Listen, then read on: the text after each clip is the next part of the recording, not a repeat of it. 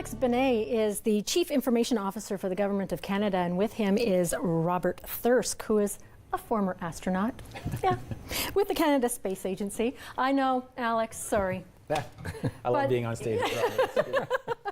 And Alex, you have written this book, Canadian Failures, and basically, and correct me if I'm wrong, the premise is to celebrate Canada 150 and its successes through its failures. Would that be? Yeah, I mean, it's definitely in the right direction, in the right tangent. The project started when I was back with the Canadian Museums of Science and Technology. Everything you see on the floor in museums of science and tech is supposed to exemplify success, but you never talk about the 10,000 failures that come before it. And one person's success can sometimes be another person's failure. Why did you come up with this idea to write about something like that? Well, in the world of science, which Robert is extremely familiar with, you have to fail probably 1,000 times before getting to any kind of measure of success. We also wanted to maybe have a different narrative across the country. We talk about, celebrating 150 years, and maybe we just wanted to look at it through a lens where, there's a lot of things that are going on or that have gone on in Canada that have been failures, and it's okay to talk about it, and I don't necessarily think we are very comfortable talking about failure in general, so it was a different kind of project. So did you interview different people in business and various walks of life within Canadian culture in terms of how they got to where they are and the failures that they had on their way up that ladder? Yeah, a mixture of failure or authors writing their chapters directly like Robert did, but it was a bunch of people that were in the ecosystem of the museum, or for me personally, that I had known for a long time, and a lot of them are very successful. But we always hear about their successes. We wanted to kind of see Canada through the lens of the individuals that make up this country, but also the individual failures and some of the trials and tribulations. So there's some pretty personal stories in here, which I think are some of the better chapters for sure. Robert, Astronaut, yes. Canada Space Agency, which is pretty cool. Is that something that you knew that you always wanted to do? Since I was in grade 3. I was inspired by the Apollo Moon program. You're too young to remember that program. We will go with that. Well done. Thank you. Well done. Those astronauts were my heroes, and I had a dream when I was young that if I ever had the opportunity, I'd love to fly in space someday.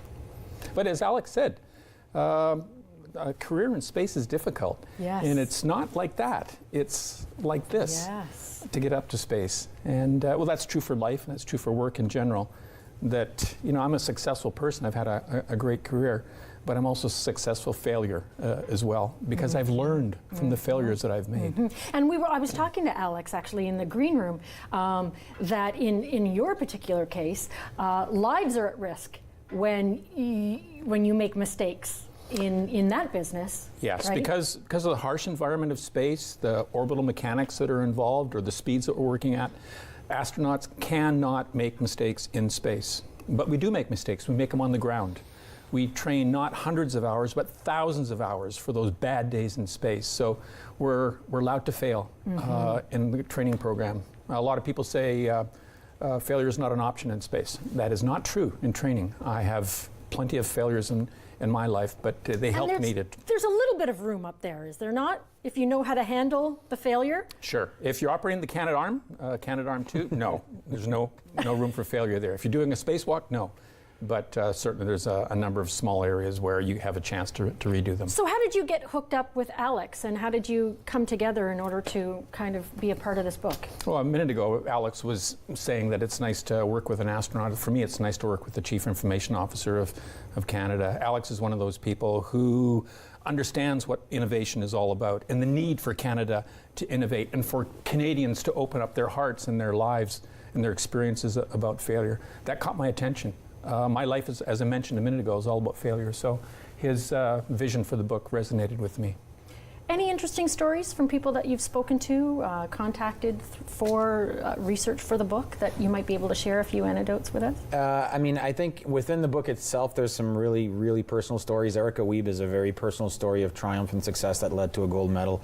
And when we talk, we have Eric Chan, who's a digital artist, who talks about not really fitting in because he's digital and an artist, and sort of the struggle for him, and still discovering himself, and he's pretty open about it. And so every time we've had public discussions about the books, people start talking about their failures a lot, and so there's been some interesting ones that I probably won't share necessarily on television because I'm not sure I even handled it properly, because it's actually it's a weird effect where it's like, oh my God, like I'm so and really, when I mean we're talking about some stories that have a broader knowledge for the general public to know about, but you can also take lessons from this book just in your everyday life. Yeah. Right? As I mentioned, it's not just space flight that is associated with failures, it's everyday life that's associated with. Everyday life. Amy Chan, who I've never met, I hope to meet her someday, is the president and the CEO for a company in Vancouver called NORSAT. It's a satellite communication company. And as you read her chapter, you really understand how each of these failures, each of these mistakes, each of these bad judgments she made along the way forged her personality, forged her leadership abilities, so that NORSAT went on to great success. Those are the stories we need to tell. And we need to talk about failure, Alex. We need to talk about failure as much as we do success, and we don't quite do that yet. Yeah, I think actually we need to talk about failure more than we talk about success, because success is probably a much smaller slice of the entire process. Yeah. Whether that's in business, or if you're an entrepreneur, whether it's in science, in art, you're probably never happy with your product either. So there's a continuous improvement cycle that we're not very good at tapping into. Where do you get the book? Amazon, Walmart, chapters online. All the proceeds go to the Ingenium Foundation, which is going to go towards science and tech programming for youth. Thanks so much, gentlemen. Okay, we're in the kitchen next. Stay tuned.